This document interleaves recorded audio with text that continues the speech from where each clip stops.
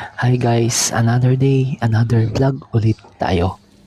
At today, walang masyadong basura o dahon sa harapan ng bahay, kaya walis-walis lang tayo ng mga alikabok at kunting mga lupa-lupa.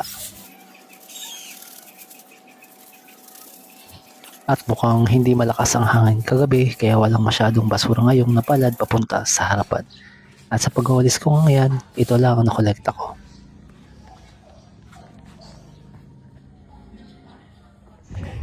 At kung makikita nga ninyo, basa-basa pa ang talulot ng halamang ito. Sana all na basa-basa. At update na rin ilang kuha sa mga halaman na namulaklak na. O yung bulaklak nyo ba dyan? Kamusta na?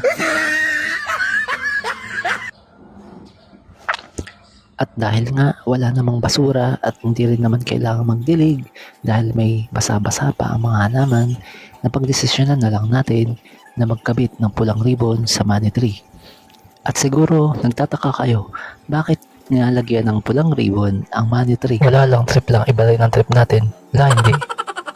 Ito nga palang money tree ay yung Pachira variety. Oo, ang tawag dyan ay Pachira money tree. Nilalagyan ko yan ng pulang ribbon dahil ayon sa isang feng shui expert na si Zaler Haila, o makikita ninyo yan sa YouTube, meron siyang account doon. Siya ay isang magaling na feng shui expert. At balik tayo, yung nilalagyan ko yan ng pulang ribbon dahil sabi niya para matakot daw yung mga taong galit sa iyo. Hindi, joke lang po.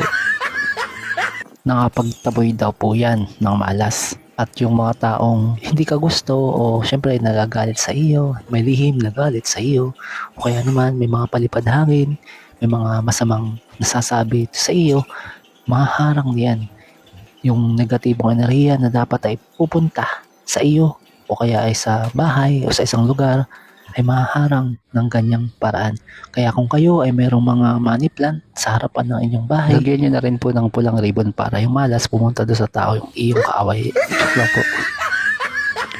Nag-a-attract po yan ng swerte, at ang swerte po ay nasa ating mga puso kung gagawa tayo ng mabuti sa kapwa at kikilos para magkaroon ng swerte. Wala naman pong masamang maniwala sa ganitong pamamaraan. Ang masama po ay yung nagsasabi ka na masama sa kapwa. At guys, baka naman pwedeng pa-like, pa-follow at mag-comment na rin kayo kung taga saan para naman malaman natin hanggang saan naabot ng video ito.